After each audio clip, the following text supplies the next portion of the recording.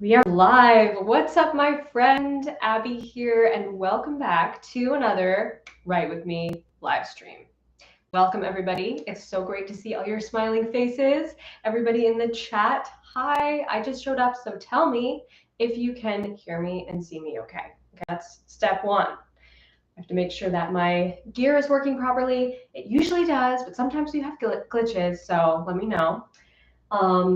It's great to see you all this morning. I was planning on doing this live stream later, like more in the afternoon, but I changed it last minute. And I'm like, no, we're gonna do a morning session because I like to make it different time zones or different time slots for different time zones because I know you guys are all over the world. So I try to make sure that each one's a little bit different so that if you can't make it to one, you can make it to the next one.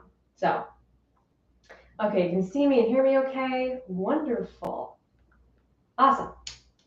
Fabulous. Tell me where you're tuning in from because I just got here. I know you guys have been chatting in the live chat, but I love to see where you guys are from, what you're working on. Tell me about your writing project. What genre is it? What kind of writing project is it? I'd love to hear all about it. I am working on the second book today in this writing session. I'm going to be working on the second book in the series that I'm writing with my sister, Kate. So if you've been following my channel for a little while and hearing our updates, you know that we just finished last month. We finished writing the first draft of the first book in the series, and it's a fantasy series. It's not high fantasy, it's more like urban fantasy. And we think you guys are gonna love it. I cannot wait to share more about it. But Kate and I decided that we should just roll right into the second book and not pause, not break for months on end, because I love to just continue writing when the story is fresh in my mind. And this is my first experience with series writing. So it's been a new adventure. So that's what I'm working on today. Looks like you guys are working on some exciting projects. Awesome.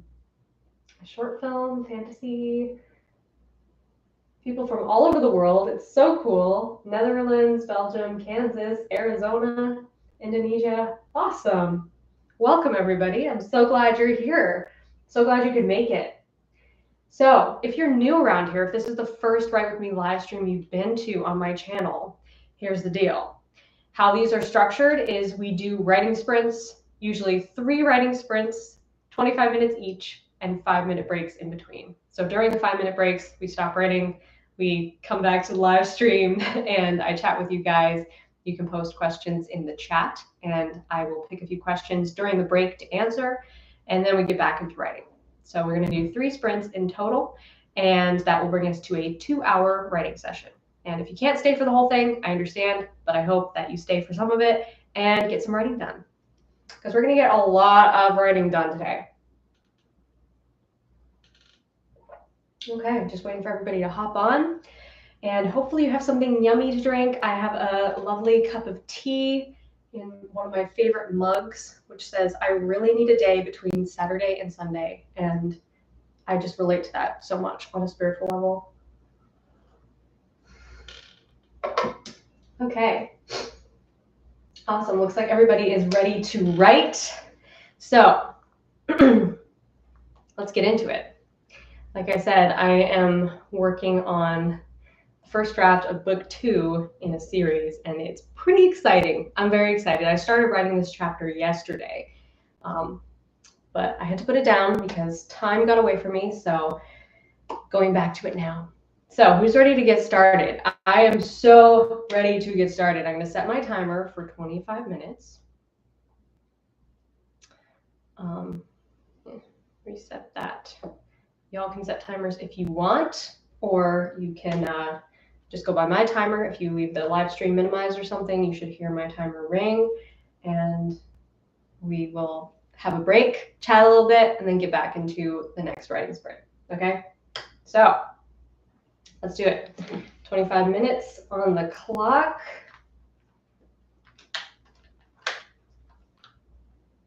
Let's go. Should actually just like leave that there, but probably going to use this for listening to music. So I'm going to shut the screen off. Let's get into it.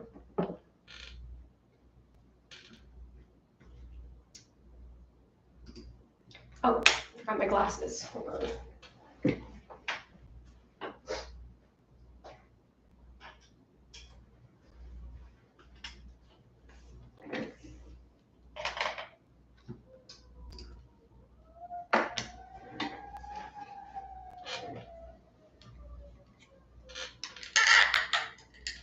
The glasses are really creaky still.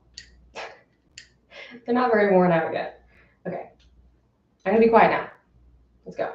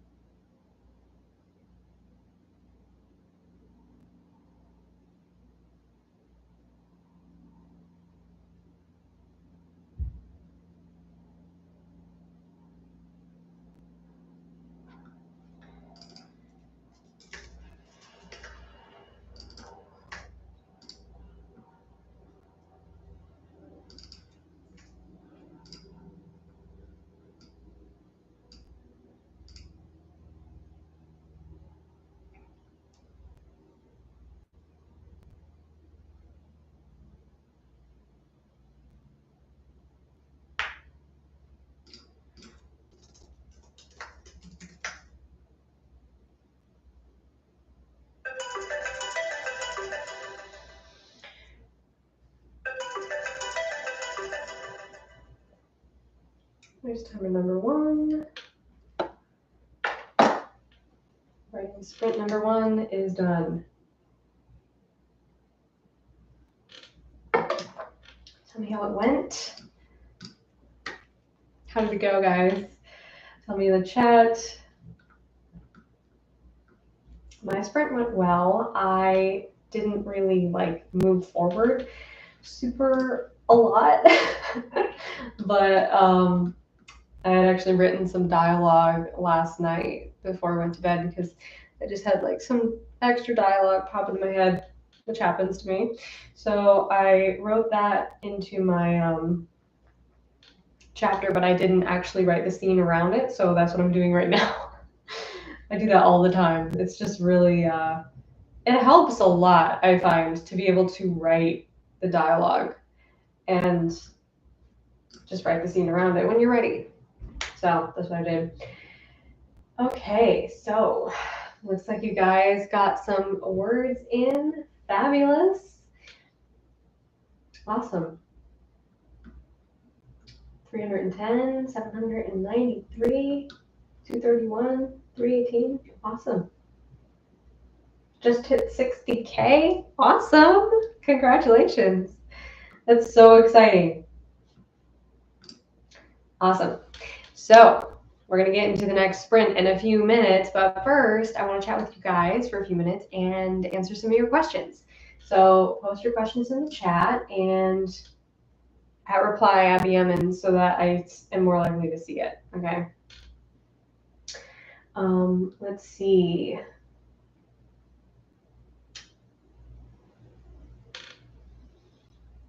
Here's a question from Rebecca. How do I know if I shouldn't listen to a beta reader? 6 of my betas gave very constructive feedback, but the 7th didn't like anything at all. Should I still incorporate their feedback? I would say no, because especially if you have a group of betas and one disagrees, that tends to be a good metric to determine your readers, right? So your beta readers should be reflective of your readers, and they should be the type of person who would read your book normally if they were walking through a bookstore and picked it up. So out of 7 people, if one person doesn't like it or doesn't like some things about it, first of all, it's not a metric to gauge all of your readers ever. But it's a good idea as far as weighing, is this popular opinion or not? So popular opinion is this is really good or constructive feedback. I would go with that. And maybe look at if any of the feedback from this one beta was in alignment with the others' feedback. There may be a little bit of truth to some of what they said, but I would not regard, if they just don't like anything, I would not take that seriously. I would say, okay, that is, the least popular opinion amongst the majority, and some people won't like the book. That's just kind of how the nature of publishing is. Some people won't like it because there is no book anywhere that every single person likes. So I'd say that's pretty good if you don't have that many conflicting opinions, but you have this one conflicting opinion. Chances are that's not going to be a big problem. Let's see. A super chat just came in. This is a good time to mention this. I forgot to mention this at the beginning. Super chat is a fun way to support me and my channel while we are here on the live stream. It's the little icon below the chat box where you go to type that has a $sign on it, and it's just a great way to contribute to my channel and everything that I do here. And I'm more likely to see your super chats come in because they are going to be highlighted and pinned for longer in the chat. Okay, so super chat, thank you so much, from Adam. Cheers to your health, Abby. Question, what ratio do you find works best of characters with self-awareness of their decisions versus characters who act purely on impulse? This is an interesting question. So the thing that I always try to bring it back to is making sure that the characters that I write are active characters. So they're actively making decisions, even if they're making those decisions on impulse. Okay, so whether or not they're self-aware is kind of it's dependent on the character and their journey. Okay, so depending on what kind of character arc you're writing, how dramatic of a character arc, if you want it to be super dramatic, it will probably be a character who has not much self-awareness in the beginning. Okay, and they become more self-aware.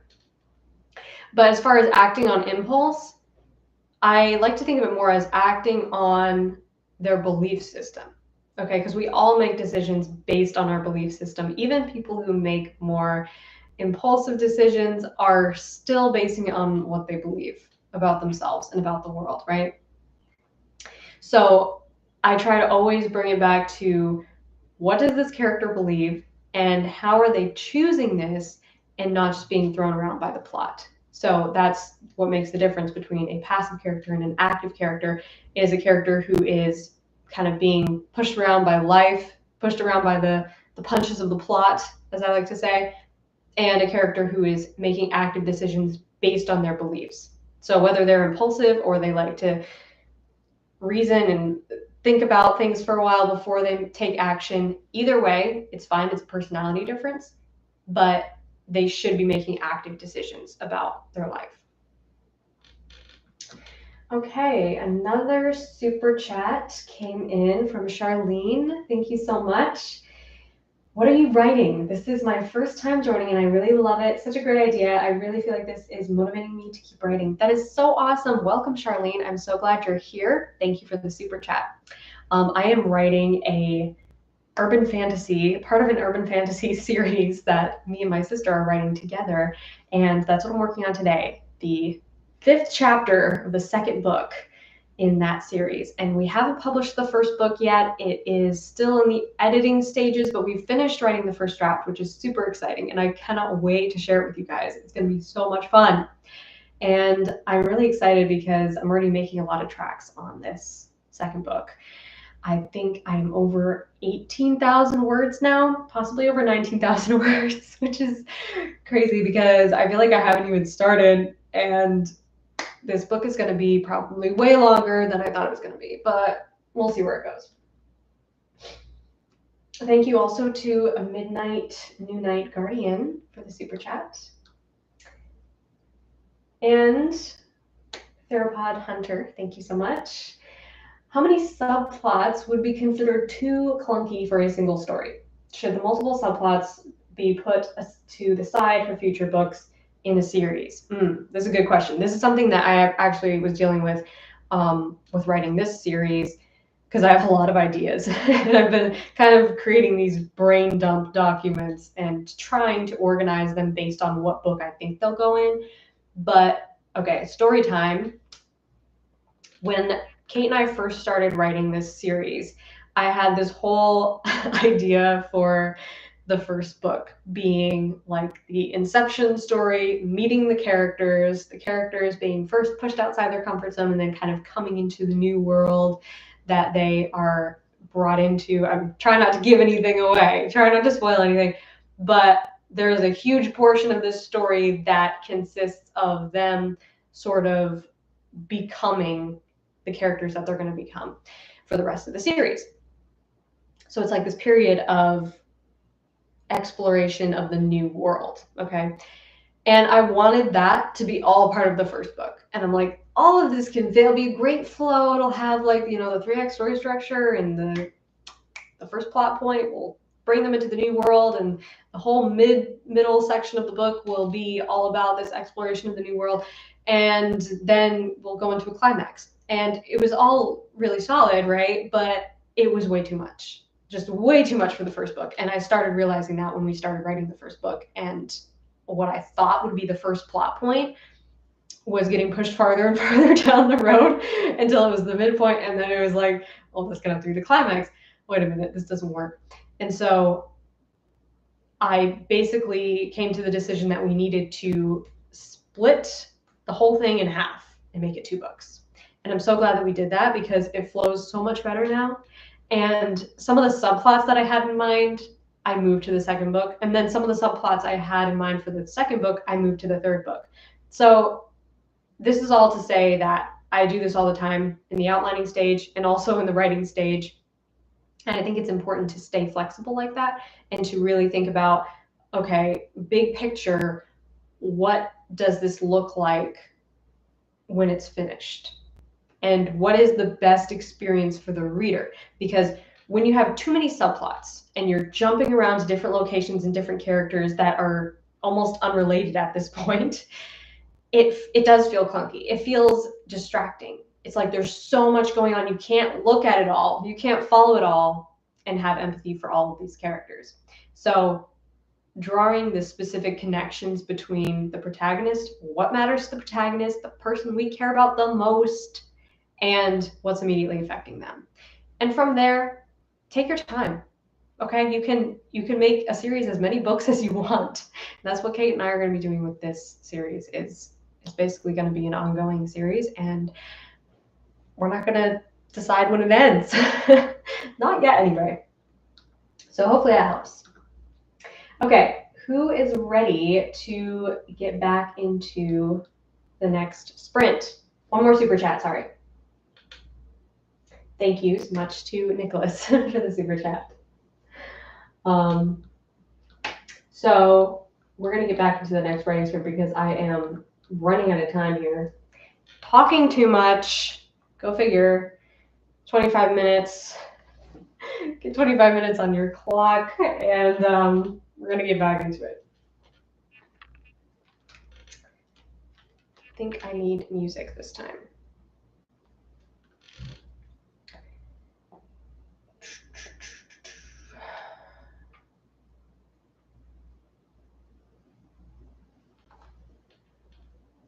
What?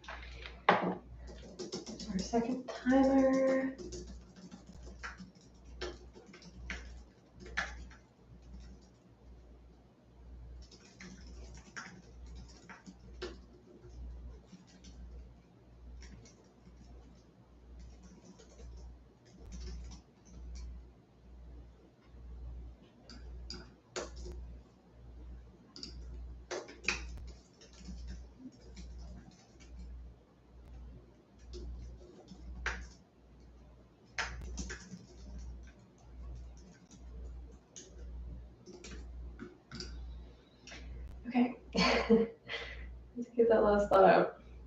So, how to go? Let me know in the chat. I was actually wrong. I underestimated it. I'm over 20,000 words. What? 20,523.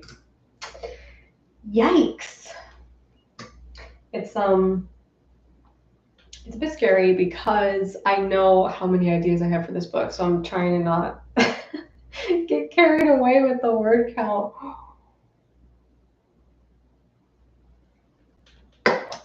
Yeah, anyway, looks like you guys did a good job on the last sprint. Awesome. Great job. 500 words, 700, 356. Awesome. It's so exciting. Okay, so I'm going to answer a few more questions and then we're going to go into our final sprint.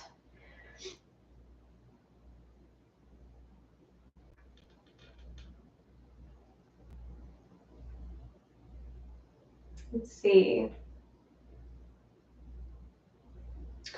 How do I write bad traits for my character and how do I make the redeeming qualities for them?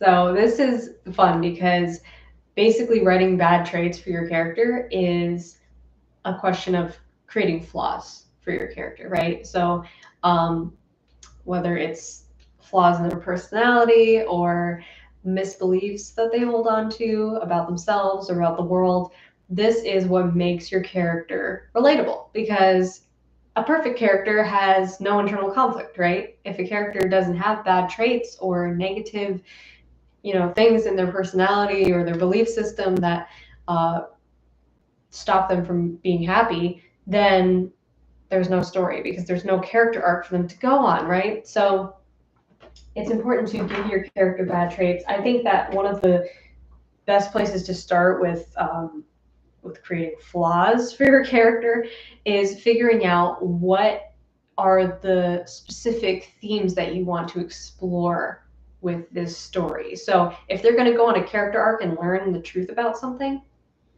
that truth is probably going to be like the positive flip side, as I like to call it, of the lie that they believe, the misbelief, the fatal flaw. Okay, so for instance, if you're writing a story about, or if your story involves themes of like learning to value yourself, for example, maybe your main character's flaw is that they don't value themselves, that they believe that they're not worthy of love or they're not worthy of attention or healthy relationships, and maybe that's they abuse themselves and they neglect themselves and they maybe are in a toxic relationship because of that.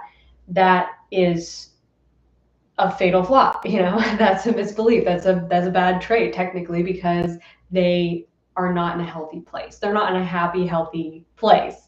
So throughout the course of the story, they will likely go on a journey and discover the truth about something, and that truth will help them to overcome the misbelief. So hopefully that helps. I know there's a lot of conflicting advice online about this, but ultimately I found the best ways to start with your theme, start with what you care about. Because if you just start creating, negative traits that you don't really care about writing a character arc for your character to get out of it, then it's going to not feel as connected to your own personal experiences, right? And you're not going to feel as enthusiastic about writing it. So that's my 2 cents. Let's see. Any advice on how to think of a background for your character if you're a beginner? So I have a whole video on how to write backstory for your character, and I want you to check that out. If you type into YouTube Abby Emmons backstory, it will pop up right away. And in that video, I go over my whole process for creating backstory for your characters and how you don't have to write a bunch of backstory. Okay, you don't need to figure out everything that ever happened to your character. That's a common mistake that a lot of new writers run into, is they think, okay, I have to figure out everything that happened in my character's past, in their childhood, everything that led them to this moment, and you don't need to figure out all of that, okay? You just need to figure out what are the things that happened in the past that are relevant today, okay? Relevant to who this character is today. What are the pivotal moments that have taken place in their past or in their childhood that have turned them into the person that they are today, or given them the belief systems that they have today? So those are the important things. Those are the things that you should be paying attention to. And in that backstory video, I go into all of that, and I give out some helpful prompts that you can follow, and how to apply the answers to the prompts into your actual story, so that you can make your reader or make your audience care about your character as soon as possible. Backstory is such a great way to do that. Okay. How do you stay focused on one story when you keep getting ideas for another one? I don't. I find it so hard to stay focused on one story, and that's why I allow myself to write whatever I want whenever I want to. And of course, it depends. If I have a deadline on a certain project, I will focus on that. But most of the time, I don't give myself deadlines with writing projects, because I like them to come from a place of inspiration. So if you don't have deadlines, I mean, follow your creativity, follow your creative impulses and inspiration, because chances are that's what you need to be writing. And sometimes I will put aside a project that I'm working on because it's just not coming to me. I talked about this in last week's video, I think, in my last Ask Abby video. That it's like, maybe you need to chase the butterflies of creativity, as I like to call it, in order to find that story that you're going to fall in love with. So if you keep getting ideas for another story while you're working on one, it doesn't mean you have to put aside the one that you're currently working on or stop writing it and move on to something else. See if you can write them both simultaneously. I enjoy doing that. It's not for everybody, but it's worth trying. I find that it's really helpful, because when I don't feel like writing one project, I can jump over to the other project. And because I'm such an intense outliner, I don't have to really come up with ideas as I go. I've already created ideas in the outline and in my brain dump documents and figured out what I'm writing specifically. So that can be really helpful too. Okay, let's see.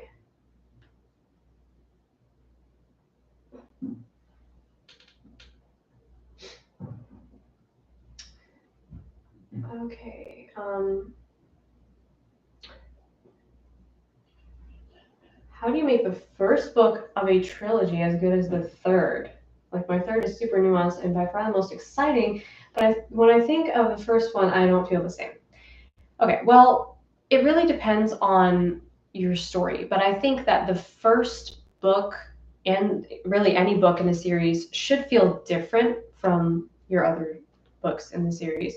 And even if you feel like your third one is the most exciting of all of them, I actually kind of feel this way about the outline that we have for the series that I'm writing right now. The third book feels like I can't wait to write the third book, because it's just, I've had so many ideas for it and I'm really excited. I was actually outlining it the other day, but I realized that everything that happens in the third book, you would not care about any of it if you don't have the first two books, you know? And I don't just mean because it's out of context. I mean, it takes that long sometimes to build up the characters to a place where you really care about them. And honestly, I think it's a good thing if you feel really excited about later books in the series, because that's usually when it starts to get, you know, weaker and weaker. I've noticed with series, with book series and also with TV series, usually the first one is better than the third one, or better than the second one. And if you feel like you have a really solid arc, try to think of it more of as an arc. Okay, so like I talked about this in my video on writing a 3-book series with the 3-act story structure. And each book has a 3-act story structure in that video, but it's also like an overarching arc to the whole series. So if you think of it as the first book is like the inception, the second one is the journey, and the third one is the battle. Okay, those names are not reflective of specifics in the story. It's just what the stages of the arc are. Okay, so the third one being the most exciting is like probably the most climactic part of the series, and that's okay because you are taking these characters on a journey, right? And even if it's longer than 3 books, it really doesn't matter because you have an arc that continues to flow. You know what I mean? So I think it's a good thing that you feel that your 3rd book is really strong and exciting, because what will make people care about it is the build-up that makes us care about the characters. Okay, every single time we have to care about the characters in order for us to care about what's happening to them. Okay, we're going to jump into our 3rd sprint in just a minute. I'm going to answer 2 more questions. How did you start writing and know that you were, and what made you realize that you wanted to become an author? I started writing at a very young age and I just enjoyed it. I did it because I loved it, and my sister really got me into it. I really have Kate to thank for most of what I do with writing, because I don't know if I would have gotten into it as hardcore if she hadn't been super into it as well. We have always written together as kids. We wrote together a lot, and we were both homeschooled, so it created a lot of opportunity for us to explore creative things like creative writing and music and other art forms. And I just fell in love with it, and I fell in love with storytelling. And I didn't realize that I wanted to be an author for my career until I was probably 17 or 18. I'd always loved writing, and I had always written and written a few novels and a lot of short stories, but I didn't really choose writing as a career until I was probably 17. And then I was like, okay, let's take this seriously. What's next? How do I indie publish? How do I do this myself? Because I'm very independent and I love to be able to figure things out myself. And I've always done that. So here we are. It's been a great journey so far, and it's only going to get better. Okay, let's see.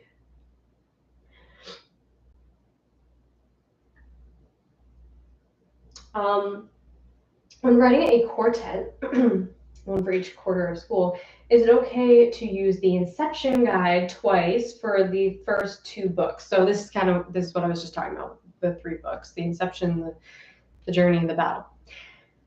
I would err on the side more of using the journey guide for the first, or for the 2nd and 3rd book, and then building up to a battle at the end, like the battle book, the 3rd final book as the last book of the quartet.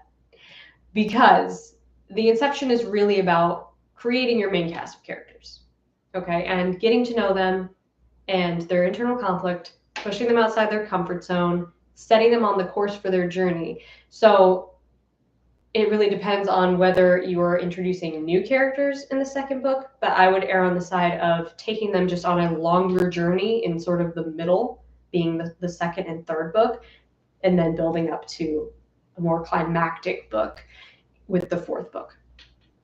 But again, this is just my opinion. This is something that is very adaptable, which is what I love about the 3-act story structure. You can really make it anything you want, and each book should have its own arc. So once each book has its own arc, you can really take this in any direction that you want to go. I think the 3 acts, the 3 books still work as a arc, sort of all their own, but you can extend that. Okay, you can extend that to be 4 books, 5 books, whatever you want, as long as each book still has character journeys, still has character growth, still has a sense of momentum, a sense of change in the story that things progressed, actions took place, the plot moved forward, the characters changed, as long as we have all that and you have a satisfying story.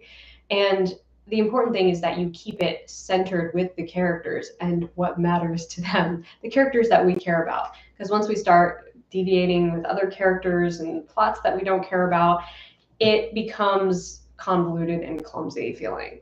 So hopefully that helps. And I'm gonna stop talking now because I've been talking for like probably 15 minutes and everyone's like, be quiet, Abby. We want to get back to writing. I know. Let's get back to writing. Third and final sprint. Get your timers ready. Thank you guys for all the great questions. 25 minutes on the clock. Let's do it.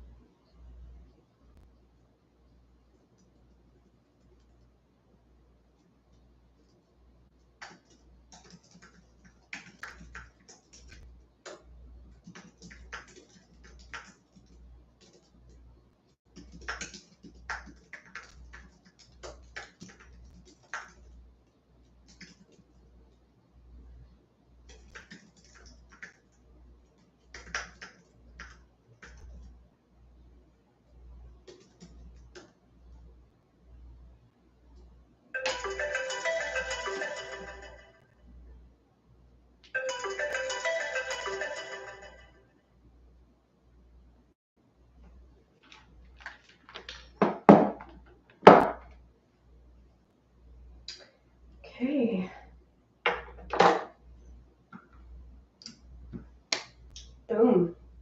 There's our third timer. Just rang. Wow, that session went by so quickly. I feel like I just started. Tell me how it went. Tell me how that sprint went and how your whole session went. I'd love to know. Abigail says, I finished my book, the first draft anyway. Congrats. That's so exciting. Awesome. Looks like you guys got a lot of words written today, which is amazing.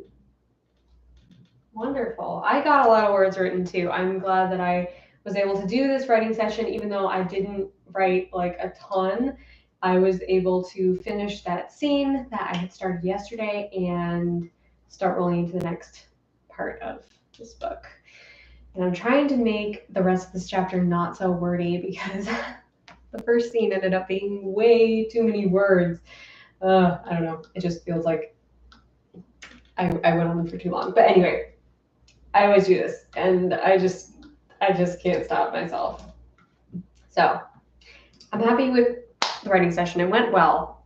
I am pleased, and I'm excited to write the rest of this chapter. Probably later today, later this afternoon. But I have some work to get done first, so I have to go and do that. But thank you guys so much for joining me this morning, for showing up for yourselves and writing. I'm so glad that you could make it. I'm so glad you made progress on your manuscripts. Congrats. And I look forward to seeing you guys in the next Write With Me live stream. I'm also going to be doing some more immersive writing sessions. So I posted a video a few weeks ago that was a bit like a Write With Me, except it was like ambient music. It didn't have any Q&A or anything in it. And I am hoping to make some more videos like that are themed based on genres. So keep an eye out for that. Those will be fun because they'll be like Write With Me sessions that you can use for like the timer aspect and the writing sprint aspect, but they will also be like deeply immersive and full of awesome ambient stuff. So keep an eye out for that. That's coming soon. And of course, I'm going to be doing more Write With Me live streams. I'm trying to do at least one per month, and maybe I'll be doing more. I will definitely be doing more live trainings. So keep an eye out for all those good things coming at you. And until then, thank you guys so much for showing up today. I'm so glad that you could make it. And thank you to everybody who gave through the super chat. I so appreciate you guys. You are the reason I can do this and have my dream job, and I so value you and value every writer in this community. So thank you for being here. Subscribe if you haven't already, and ring the bell, get notified, all the good things, and I will see you guys in the next one. Until then, rock on. Shh.